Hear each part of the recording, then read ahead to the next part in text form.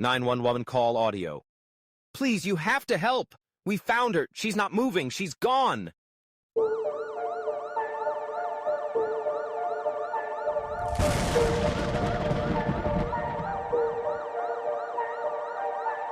They were just teenagers, in love, with the world at their feet. But one fateful night, their relationship would end in bloodshed. A horrific murder that would tear their lives and their families apart. This case shocked the community. What seemed like a typical high school romance quickly turned into a tragedy that no one could have predicted. But what led to the brutal death of Ashley Doolittle? What turned a young couple's dream into a deadly nightmare? Was this a crime of passion or something far more calculated? Was it love that turned toxic? Or was there something darker brewing in the shadows? As the investigation unfolds, the truth becomes even more chilling. Was Tanner acting alone, or was there a deeper conspiracy at play? Who could have known that behind Ashley's bright smile and promising future, there was a tragedy waiting to unfold, and what was really happening behind the closed doors of their seemingly perfect relationship? Ashley Doolittle was an 18-year-old high school senior from Berthoud, Colorado. A bright, beautiful girl, she had her whole life ahead of her. She was a rodeo queen, known for her love of horses and her tight-knit family. Ashley was the kind of person who lit up every room she walked into. Her smile was infectious, and her passion for life was undeniable. Though Ashley had dreams and a loving family, her life wasn't as perfect as it seemed. Beneath the surface, she was caught in a relationship that was beginning to spiral out of control. Tanner Flores, her 19-year-old ex-boyfriend, was someone Ashley had been with for a while. But their love story, though full of passion, was not the fairy tale it seemed. Tanner was a high school dropout, someone who struggled with his own insecurities and a troubled past. But despite his flaws, Ashley seemed drawn to him, and he to her, creating a bond that, at first, seemed unbreakable. But Tanner's love wasn't free. It was intense, sometimes suffocating. His need for control over Ashley, masked as affection, began to tear at the fabric of their relationship. As time went on, Tanner's behavior started to shift. What had once seemed like affection began to feel like possessiveness. It wasn't just love anymore. It was control. And that control slowly began to wear down Ashley, even though she tried to deny it. Tanner's jealousy sparked frequent arguments, often about things that seemed insignificant at first. Who Ashley talked to, where she went, who she spent time with. But as the tension grew, the small issues turned into huge confrontations. Could Ashley have seen what was coming? Or was she so wrapped up in trying to make the relationship work that she ignored the warning signs? Did Ashley feel trapped? Or did she genuinely believe she could change him? What would have happened if she had walked away? Ashley's family, friends, and the community knew her as a vibrant young woman, full of energy and promise. Her family was tight-knit, always there for one another. They had no idea what was going on behind closed doors. For them, Tanner was just another teenage boyfriend. But there were whispers, small signs that Ashley's smile wasn't as genuine as it once had been. Her mother, tearfully explaining how Ashley was always so upbeat, always the one to cheer up others. But Ashley's parents began noticing something unsettling. Their daughter, who was once so full of life, had started pulling away. She wasn't as eager to share her day with them. Her smiles seemed more forced. They saw a shift, but they never imagined how deep it ran. Had they failed to notice the cracks in her relationship? Or was she just trying to protect them from the truth? Ashley's friends, too, began to notice changes. She seemed distant, not as carefree as she once was. They knew something was off, but couldn't quite put their finger on it. What they didn't know was that, behind the scenes, Tanner's control was growing, and Ashley's life was becoming harder to escape. Friends speaking on camera, recalling moments when they noticed Ashley's discomfort, describing Tanner as overbearing, constantly hovering. But was it too late for Ashley? Could anyone have helped her? Or had Tanner's grip on her become too strong for anyone to break? Could Ashley have confided in someone, or was she already too afraid to speak up? What would have happened if she had? As the relationship continued, Ashley tried to hold on to the belief that things could improve. But Tanner's behavior was only getting worse. His need for control over her life, her decisions, her friendships, seemed to consume everything. The love that once felt so passionate now felt suffocating. But how much could Ashley really change him? Was love enough to fix a broken person, or was this just the beginning of something far darker? Could anyone have known the depth of the danger Ashley was in? Or was Tanner's obsession something no one could have predicted? As the days passed and the tension built, one thing became clear. Ashley's life was no longer her own. But how far would Tanner go to keep her? And when was it too much? Ashley was the last person anyone could imagine being a victim of such brutality. A bright, promising young woman, but and yet here she was, gone. The police arrived on the scene, but even they couldn't shake the deep, chilling feeling that something didn't add up. The crime, though tragic, was unfolding with startling clarity. But as they looked deeper, dark questions began to emerge. Why would anyone do this to Ashley? The crime wasn't just senseless. It felt personal, calculated. And the truth, it seemed, would be harder to uncover than anyone imagined. It started as a quiet evening. Ashley was last seen leaving a local cafe around 8 p.m. She was meeting Tanner, her ex-boyfriend. What was supposed to be a routine meetup, a simple catch-up between two old flames, would end in murder. Ashley didn't know it yet, but her meeting with Tanner would soon turn into the most terrifying and violent night of her life. What was supposed to be a simple conversation, a chance to reconnect, went horribly wrong. Could anyone have predicted how quickly things would escalate? Within moments of Ashley's arrival at the meeting point, the nightmare began. Hours later, she was found dead. The police knew almost immediately. They had a murder on their hands. But the questions didn't stop there. How did things escalate so quickly? What happened between Ashley and Tanner that night? Was there a hidden motive? Could this have been an accident, or was it a carefully planned act? And if it was planned, what could have pushed Tanner to take such drastic action? As the investigation unfolded, Tanner Flores became the immediate prime suspect. After all, he was Ashley's ex-boyfriend, the last person known to be with her. But as detectives began questioning Tanner, things weren't adding up. His responses were inconsistent. His version of events kept changing, and that didn't sit well with investigators. How could someone who had been so close to Ashley suddenly be so vague? Was Tanner lying to protect himself? Or was he truly in the dark about what happened? Was there something he was hiding from the authorities?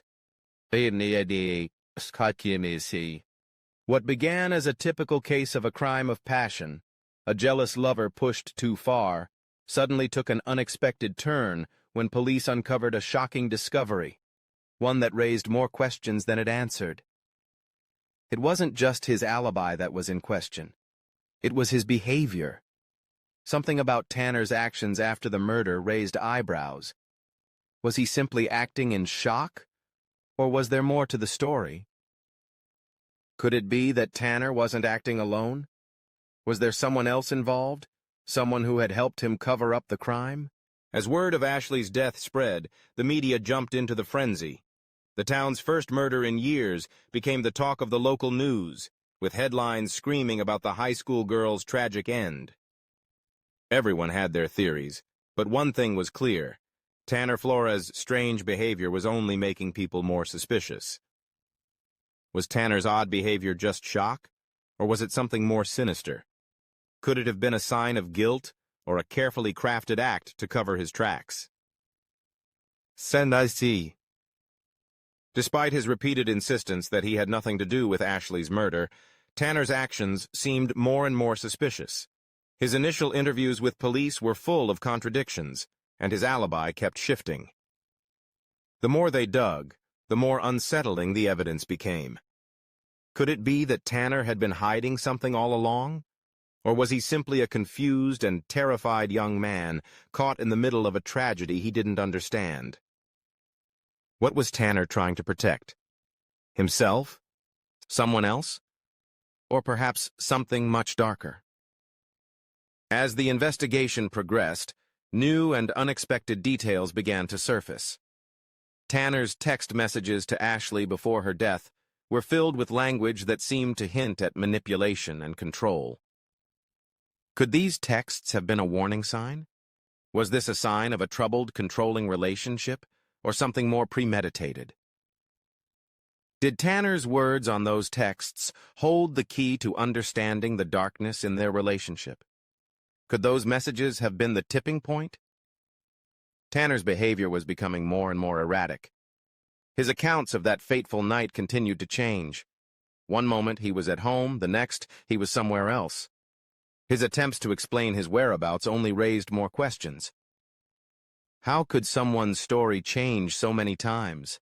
Was Tanner trying to cover his tracks, or was he genuinely confused by the events that unfolded? The more they dug, the more Tanner seemed to be hiding. As the days passed, the police considered all possibilities. Was Tanner the only one involved, or could someone else have been behind Ashley's murder? Was there a deeper conspiracy at play? Could Ashley have been in danger from someone else entirely?